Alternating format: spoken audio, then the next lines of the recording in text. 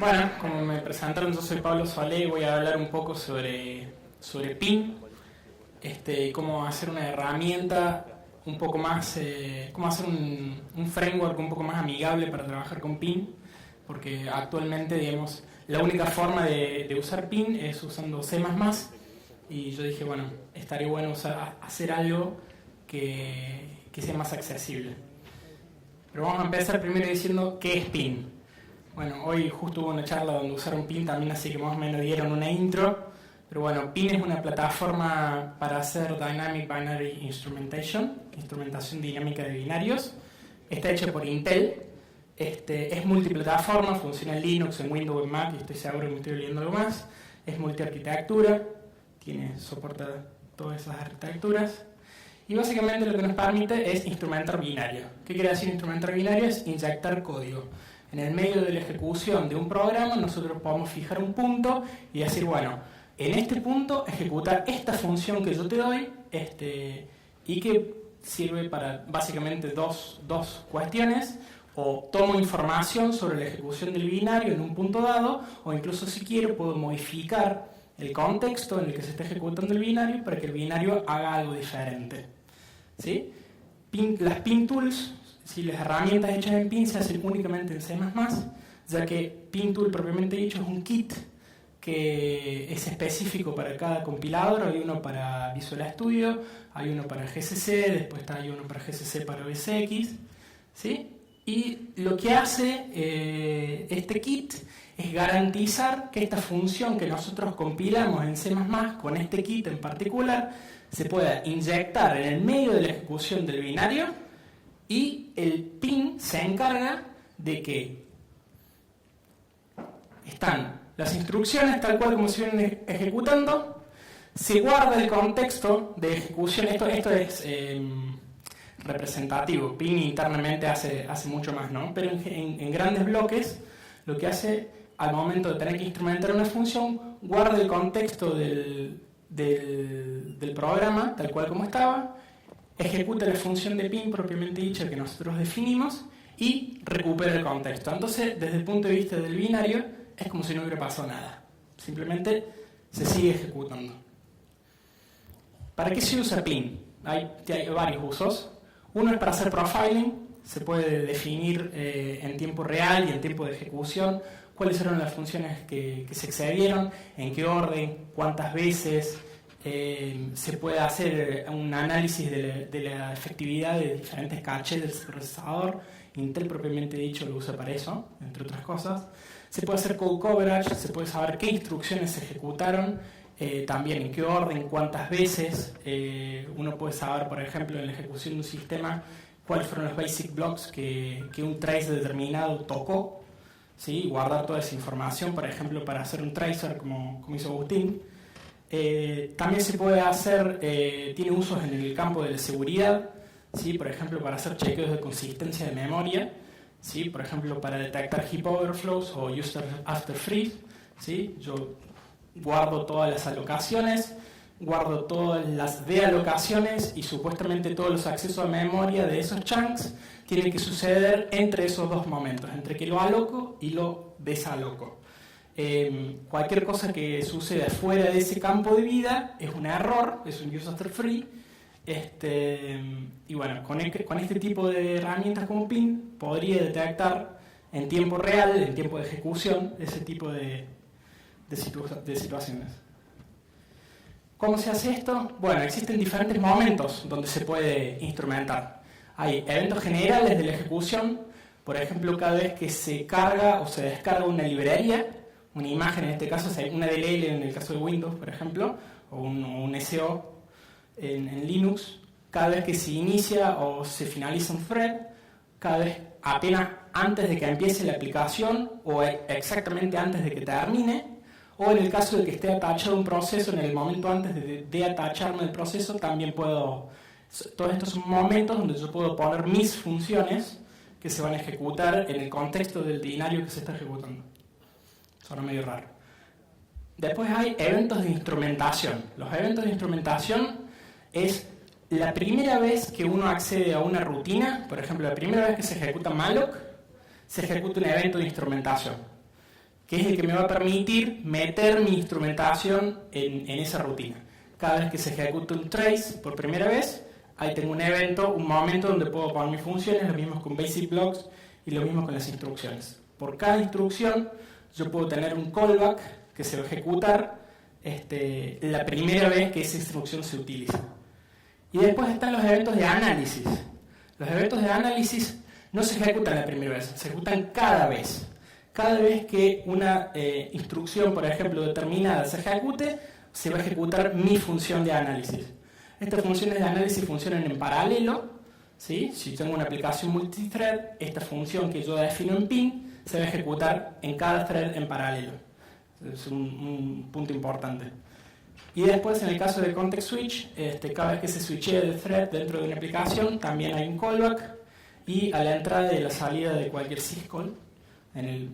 Syscall es un concepto genérico en este caso, en Windows también funciona, sería en el momento justo antes de que NTDLL entre el kernel, digamos.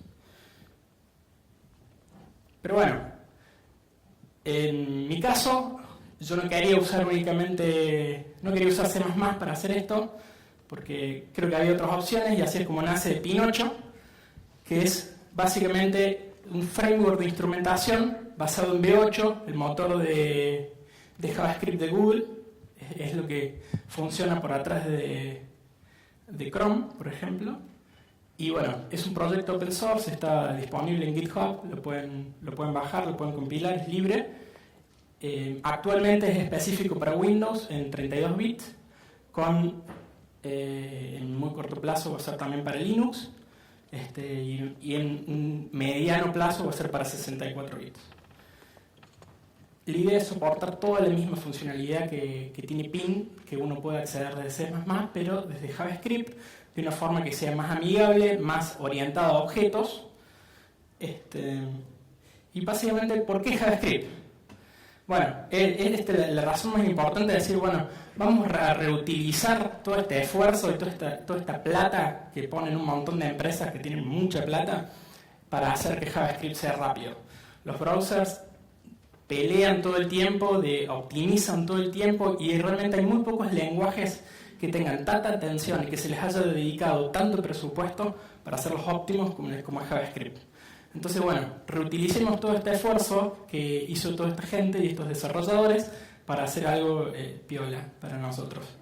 Y además, bueno, porque a mí en particular me gusta, es un lenguaje de script y es mutable, uno puede modificarlo y recompilarlo sobre la marcha, es orientado a objetos, bueno, y es loosely typed, o sea, no tiene tipos bien definidos, tiene tipos básicos, pero no muchos. Y bueno, y otra opción, y otra idea, digamos, piola, es que es portable. Es una pin tool para hacer pin tools.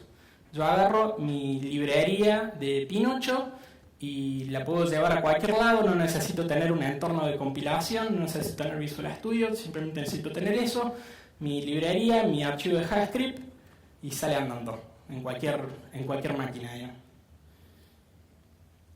Pero bueno, una pequeña introducción a Pinocho.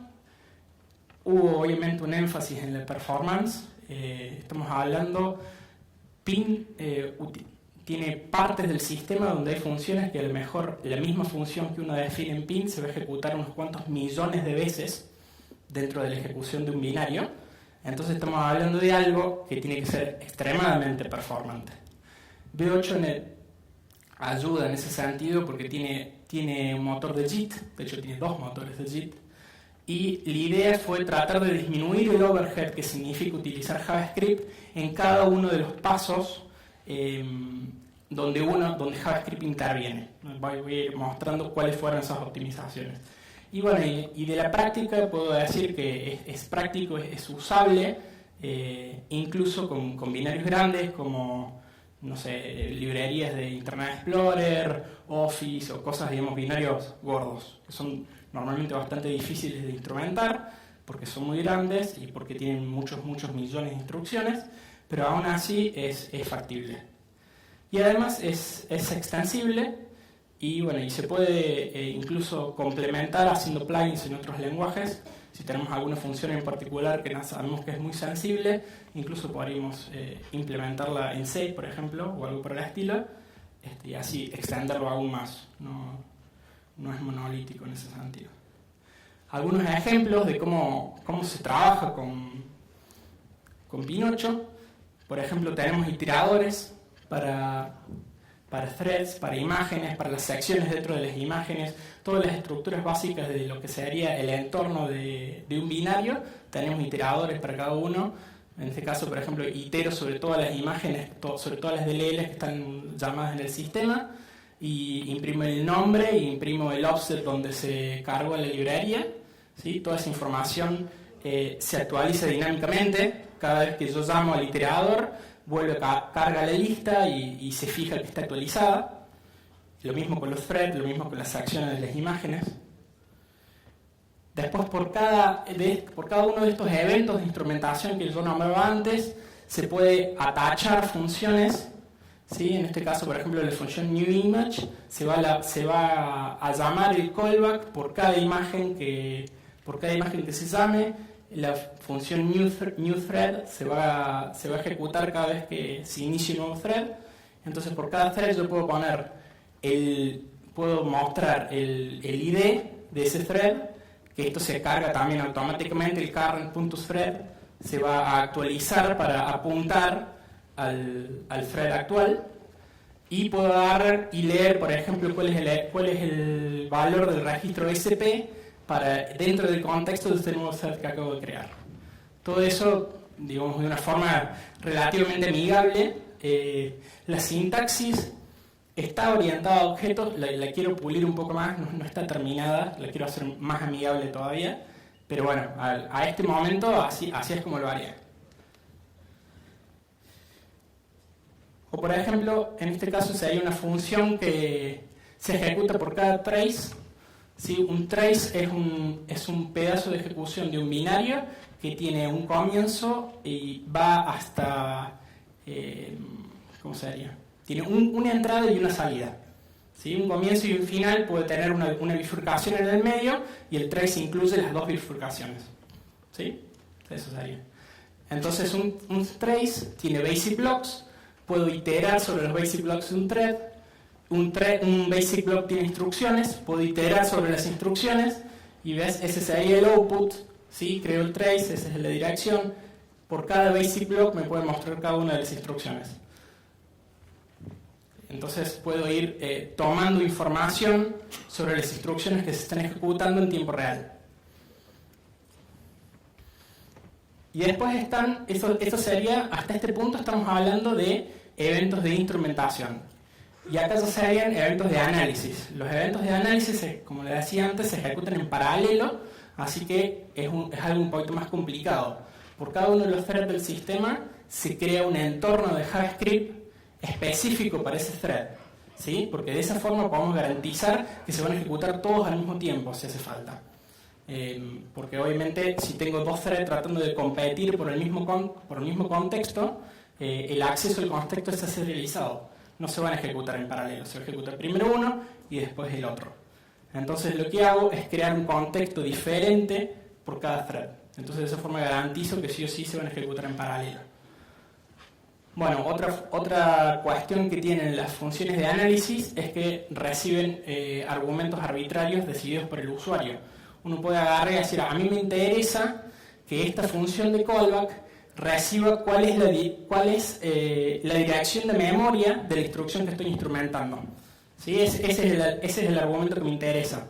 Entonces yo preparo el array de argumentos que va a recibir la función de análisis, creando este objeto argsArray, y después creo la función de análisis con el callback que se va a ejecutar, un constructor que se va a ejecutar una sola vez por cada thread nuevo. La primera vez que trata de ejecutar el callback, lo primero que va a hacer es ejecutar el constructor. Y bueno, en este caso ese null sería un destructor, que justo en este caso no hacía falta, así que es null.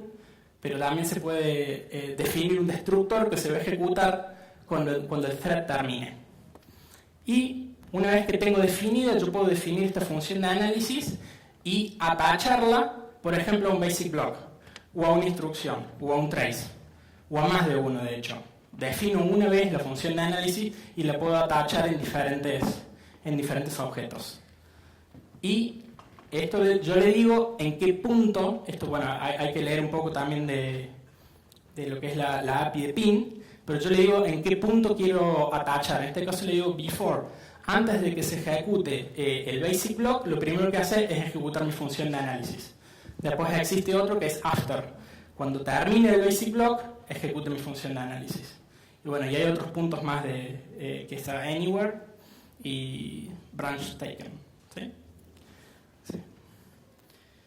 Bueno, otras cosas otros helpers que le fui agregando que son útiles, digamos, es por ejemplo leer memoria, siempre desde JavaScript estamos hablando, ¿no? Entonces puedo agarrar y decir, bueno, lee una string de tipo UTF-16 de 2 bytes que está en esa dirección de memoria. Esto te va a devolver el path de Windows, en cualquier Windows, en una dirección estática. O puedo agarrar y decir, léeme un dword en esa dirección de memoria. Y bueno, en este caso esa sería la dirección base de ntdll.dll en cualquier Windows que sea Web64.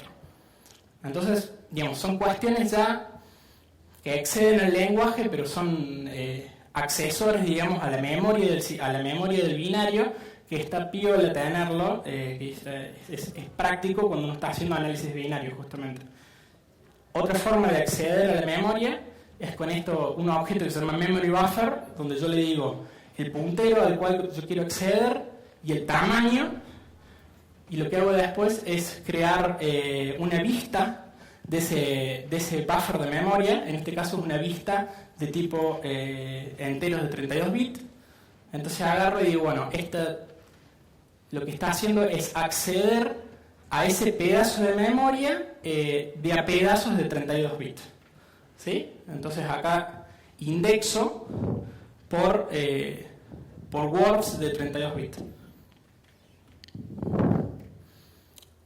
Bien, eso es en general Pin8. B8, que es la base sobre lo que funciona, es el motor de JavaScript de Google, como le decía antes, es lo que alimenta Chrome. Está escrito en C++, es multiplataforma también y es multiarquitectura. Está muy bien autocontenido, está preparado para ser embebido en otros proyectos y está notablemente poco documentado por razones desconocidas. Todo el mundo se queja de lo mismo. No sé, no le pusieron mucha gana a la parte de la documentación, pero existen muchos frameworks basados en V8. El más conocido seguramente será el Node.js, es un servidor HTTP hecho en JavaScript, que está hecho en V8. Está, bueno, otros proyectos más chicos como Sigil.js o Zorro.js también lo que plantean es hacer como si fuera una shell en JavaScript, o sea, tener acceso al sistema de archivo, tener acceso a las variables de entorno, escribir mensajes de texto, todas las funciones clásicas que uno tendría, por ejemplo, en Python, las librerías básicas, tenerlas disponibles en JavaScript.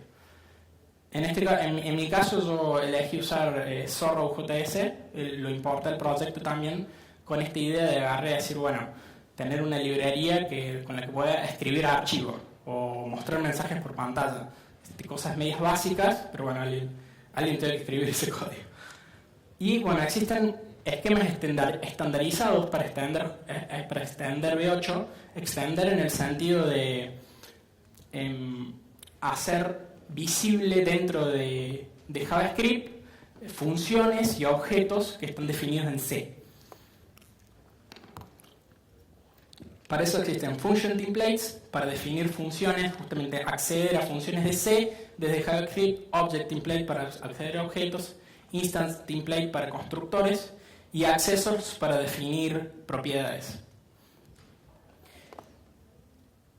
JavaScript V8 lo que tiene más interesante, por lo cual lo elegí como la mejor opción, digamos, para hacer este proyecto, es que tiene un compilador just-in-time que agarra todo el código que hacemos en JavaScript y lo ensambla a código binario. Con lo cual, el código que genera es bastante bueno y es bastante rápido, no es simplemente interpretado. Para hacer esto, lo hace de dos formas. Todo el código empieza siendo no optimizado. Es una forma de JIT que es muy rápida, pero no es tan óptima. ¿Sí? El código en assembler que genera es largo, digamos, es bastante largo, pero es muy rápido para generarlo. Ahora, cuando detecta el V8 que hay una función que se utiliza mucho, que se utiliza muy seguido, agarra y pasa al modo optimizado, que es más costoso de generar porque pasa por un montón de optimizaciones en el medio, pero como es una función caliente, por así decir, lo que hace es optimizarla. Entonces llega y reescribe ese pedazo de memoria con la función optimizada. Para hacer esta optimización, V8 asume un montón de información sobre la estructura de los objetos. La estructura de los objetos que accedemos en JavaScript. Mientras accedamos siempre de la misma forma a los objetos y de los mismos tipos de objetos, el código optimizado permanece optimizado.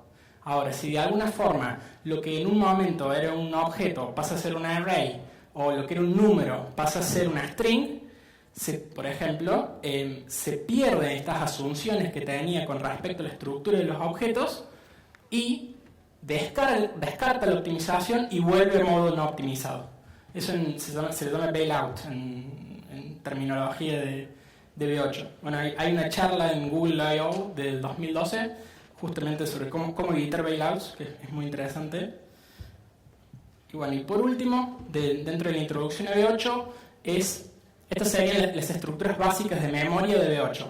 La estructura principal es el isolate, es la instancia, el objeto que reúne o contiene todas las estructuras de memoria básicas del motor de JavaScript. Por ejemplo, el garbage collector es parte del isolate. Y los handles, o sea, por cada objeto que creamos, V8 te devuelve un handle a ese objeto. Bueno, todos esos handles están manejados también por el isolate. Y después, dentro del isolate está el context, que puede haber más de uno. Acá hay uno solo dibujado, pero un isolate contiene múltiples contexts.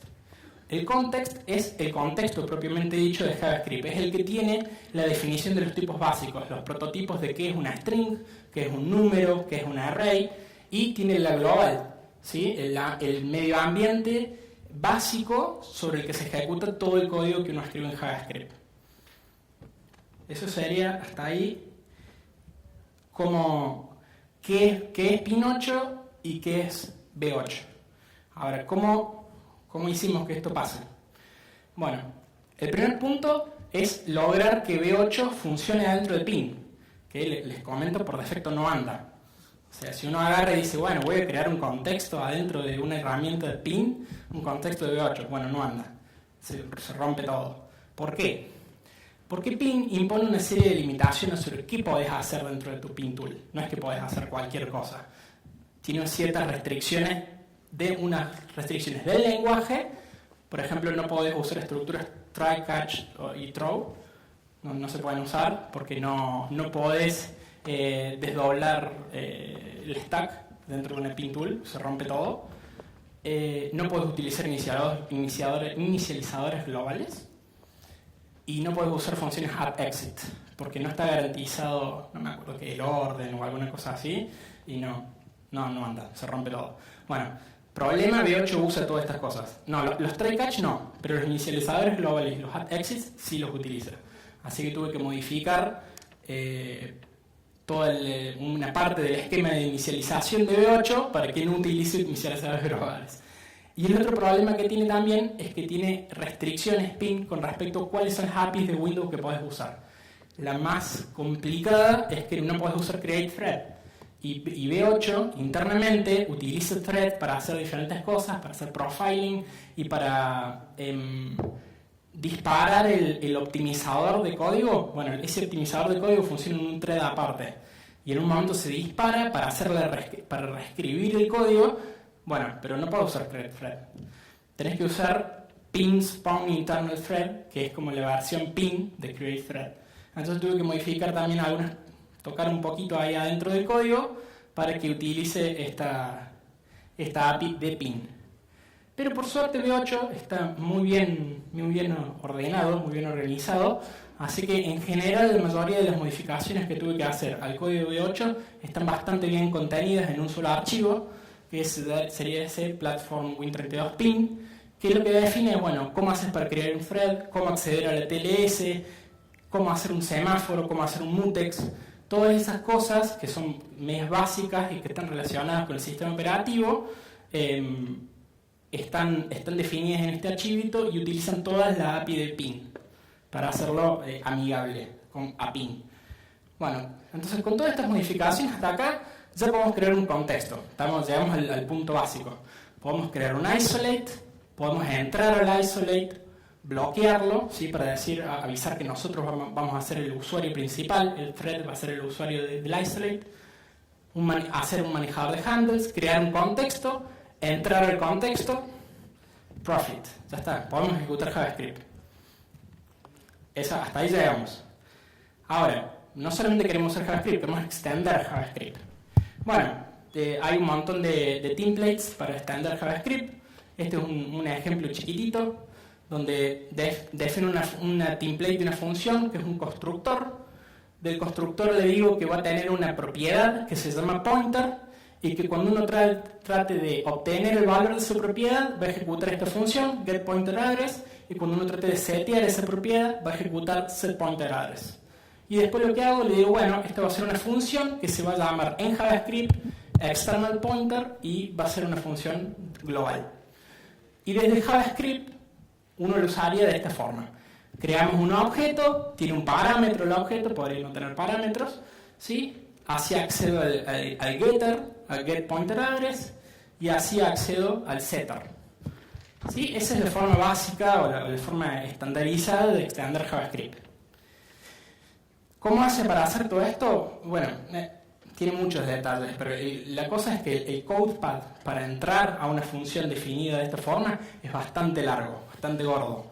Y en particular, todas estas funciones, no importa la cantidad de argumentos que tengan, reciben un solo argumento, que es un objeto especial que crea con todos los argumentos que recibe desde JavaScript. ¿Pero cuál es el problema? Y que para una función que tengo que ejecutar unas cuantas millones de veces, el overhead para construir este objeto argument y el overhead para leerlo y todas estas cuestiones, digamos, el CodePath para llegar a ejecutar realmente algo en pin sería larguísimo. Tan largo que es impráctico. Impráctico en términos de eficiencia. Pero descubrí leyendo el código que en las definiciones de los tipos básicos V8 tiene unos archivos .js donde define, por ejemplo, qué es un array, qué es una string en JavaScript, ¿sí? Cuáles son los métodos. Bueno, dentro de todas esas funciones encontré unos accesos con unos macros como este que dice porcentaje, guión bajo, isSMI. Yo dije, bueno, vamos a ver cómo está definida esa función. Y me encontré con esto. Esto es un pedazo es una función que emite el código para isSMI directamente en Assembler. Digamos, en vez de hacer todo este caminito de que prepara el argumento, hace el lookout del objeto, busca cuál es la función de C que tiene que ejecutar, bueno, en vez de hacer todo eso, lo que hace es ensamblar directamente el acceso que uno quiere. Entonces, el visit for accumulator value lo que hace es leer de la stack donde está el parámetro y lo pone en X. Después está el test acá abajo. ¿Viste? Directamente uno pone las instrucciones en Assembler que quiere que ensamble el JIT.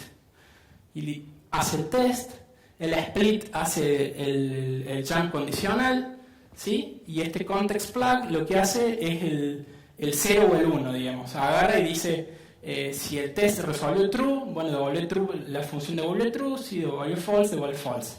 Entonces dije, bueno, utilizando este tipo de estructuras puedo agarrar y en vez de hacer todo este quilombo de entrar a un constructor y qué sé yo, bueno, puedo agarrar y ensamblar directamente.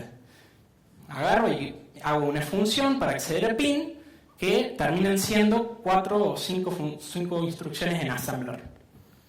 Y eso es lo que hice. Pero bueno, para llegar a eso, hubo un par de cuestiones que tuve que lidiar. Una de ellas es que tenía que pasar punteros entre JavaScript, C y Pin. O sea, entre JavaScript, B8 y Pin. Tenía que poder pasar punteros, que no es una cosa tan simple como parece, porque básicamente porque en Pin los números son en realidad heap numbers, o sea, son números, son dobles en realidad, no son enteros. Entonces son dobles de 53 bits, una cosa media rara. Bueno, es bastante lento de manejarlos. Entonces tuve que crear estas funciones. External pointer, que lo que hace es te crea un objeto JavaScript que tiene metido adentro un puntero.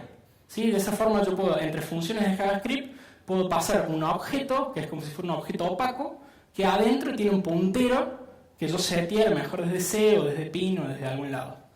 Después tengo onPointer, que es más o menos la misma idea, que lo que hace es alocar un buffer y guarda la dirección de ese buffer, la guarda en un objeto también opaco en JavaScript. Y por último, onString, que lo que hace es también crear un objeto JavaScript que tiene adentro un objeto string de la Standard Library de C++. ¿Por qué? Porque Pin utiliza objetos string para poner los nombres, pero por ejemplo B8 no usa strings, usa su propia implementación de strings. Así que bueno, hubo que hacer un par de manejadores, digamos, para hacer amigable la relación entre B8 y Pin. Y además tuve que hacer dos funciones también en este ensamblador para el JIT, para leer y para escribir enteros. Los enteros pueden ser, si son enteros muy chiquititos, en vez de crear un objeto, si son enteros con signo que entran en 32 bits, lo que hace simplemente es taguear el entero, le hace un shift 1 y eso es suficiente. Agarra y dice, bueno, esto es un número pequeño, entonces le hace un shift y listo. Lo taguea como que es un número.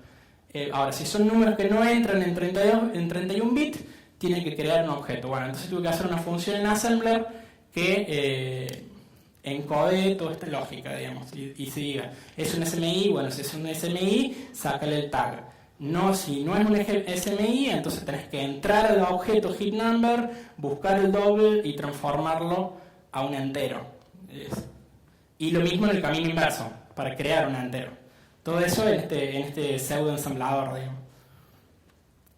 Y bueno, y quedaron cosas como esta. Este sería el accesor en assembler o en este pseudo ensamblador para acceder a una función de Pin. Entonces, para ejecutar la función Pin getPid, que básicamente hace eso, devuelve el PID del proceso, lo que hago es preparar cuántos argumentos va a recibir, llamar este callC function, que lo que hace es llamar a la función que uno definió, el resultado viene en EX, bueno, en este caso lo paso a SX, pero no importa, y creo un entero, que lo creo desde SX, y ese entero ese es el entero que voy a pasar a JavaScript. ¿Sí? Es un entero que ya JavaScript puede leer, que va a ser el PID. Ese es un ejemplo simple que no tiene argumentos. Este es un ejemplo un poquito más complicado. BBL size lo que hace es leer el tamaño de un basic block, te devuelve la cantidad de bytes que tiene un basic block. Bueno, en este caso tengo un argumento. El argumento es el basic block que yo quiero saber el tamaño. Entonces, ¿qué le digo? Bueno, tiene un argumento y lo que hago es poner en la stack, en el primer, o sea, es como si hiciera un push de un argumento que es el read integer, que es el entero, que yo recibo un entero, que es el basic block, y llamo a BBL size y devuelvo un entero, que va a ser el size del basic block. Después lo otro que tuve que hacer fueron proxies para todos estos tipos de eventos. ¿Por qué? Porque Pin lo que define es decir, bueno, vos cuando se inicia un thread vas a ejecutar una función, sí, una función en C++. Entonces lo que hice fue definir un proxy que lo que hace es entrar al contexto de JavaScript y ejecutar los eventos que yo tenga tachados en JavaScript. Lo tuve que hacer de diferentes formas porque hay algunas, estamos hablando de eventos que a lo mejor se ejecutan 10 veces. En estos casos, no sé, ¿cuántos threads puede tener una ejecución? No sé, 10, 20, 30, 100, no importa, pero son números muy bajos, o cuántas imágenes puede llegar a llamar. Pero en este segundo caso de los rápidos, estos routine trace instruction van a ejecutarse, no sé, unos cuantos centenares de miles de veces, no sé, o más de hecho, a lo mejor 1.000.000 de veces. Entonces lo tenés que plantear de una forma diferente. Y después están los analysis functions, que eso se van a ejecutar varios millones de veces. Entonces también lo tenés que optimizar de una forma diferente. En el caso de los eventos tradicionales es el caso más simple. Simplemente entro el contexto de JavaScript y tengo un dispatcher definido en JavaScript donde le digo que hago un lookout de todos los eventos que están atachados para ese caso en particular, por ejemplo para start thread. Si tengo un start thread, bueno, que busque todos los callbacks que tiene que ejecutar y los ejecuta. La versión más fácil. Bueno, ¿qué es eso? No es muy amigable la función, pero básicamente es eso. Acá agarra, itera por todos los callbacks que tiene definido, se fija si está activado, porque uno puede agarrar y decir, bueno, este evento no me importa más, lo desactivo y ejecuta el callback. Después de los eventos rápidos. Los eventos rápidos les tuve que hacer un par de optimizaciones, como en vez de hacer un lookout de un objeto, hago un lookout de un array, que sé que es más rápido y que se puede optimizar. Pero básicamente es la misma idea y otra cosa que tiene es que tiene un fast bailout, o sea que yo puedo agarrar, si yo desactivo todas las funciones rápidas y desactivo todos los eventos, va a tener una flag en C que va a hacer que todo esto de contexto directamente no se ejecute. Entonces va a ser muchísimo más rápido en caso de que yo decida desactivar un evento. Y entonces el código que uno ejecuta en JavaScript propiamente dicho es mucho más corto, mucho más simple. Y después está el caso de las funciones de análisis. Las funciones de análisis, como le dije antes, tienen un isolate por thread, ¿sí? Para que se puedan ejecutar en paralelo. ¿Pero qué significa eso? Significa que no se pueden comunicar directamente entre threads, ¿sí? Yo no puedo agarrar y definir una variable en un thread y que la lea otro thread. No, están absolutamente diferenciadas. Entonces hay que usar algún elemento externo para compartir información, como shared memory, usar JSON o algo por el estilo, donde uno puede agarrar y pasar, en vez de pasar a objetos, puedes pasar texto o puedes pasar binario, pero no objetos JavaScript. Tiene tres funciones, el constructor, el destructor y el callback, que era lo mismo que les había dicho antes. El callback puede recibir argumentos definidos por el usuario, utilizando este arguments array, que lo que hace es construir cuáles son los argumentos que va a recibir el callback. ¿Sí? En este caso le digo, bueno, este callback va a recibir el instruction pointer de la instrucción que estoy instrumentando y va a recibir un número fijo que va a ser café. Y bueno, la implementación de esto fue diferente, lo planteé desde un punto de vista diferente. ¿Por qué? Porque estamos hablando de un evento que se va a ejecutar unos cuantos millones de veces por ejecución. Entonces, entrar al contexto de JavaScript unos cuantos millones de veces era básicamente impráctico, imposible. ¿Por qué? Porque se ejecutan a lo mejor 150 o 200 instrucciones en Assembler cada vez que entramos al contexto de JavaScript. Entonces, estamos hablando de que si por cada instrucción que yo quería instrumentar, bueno, multiplicarlo por 200. Únicamente para empezar a hablar, digamos. Entonces no era práctico. ¿Cuál fue la solución? Hice una especie de context switch digamos, hice como si fuera el context switch de un thread, pero lo hice a mano. En vez de usar el scheduler de Windows para switchar de contexto, lo que hice fue hacer un buffer donde guardo todos los registros. Entonces, ¿qué hago? Creo una stack paralela únicamente para JavaScript, switcheo esa stack, ahí entro el contexto de JavaScript y después switcheo de vuelta a la stack que tenía en C++.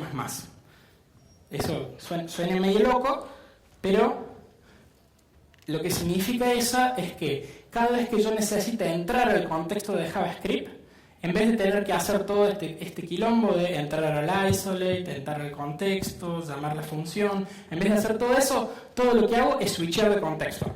Agarro y le digo, ¿te acordás que estabas acá? Bueno, ahora estás acá. Y eso son máximo 10 instrucciones en Assembler.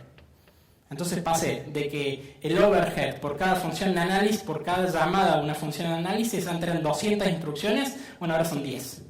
Y 10 es un número mucho más amigable, que ya es manejable, es útil. Conclusiones.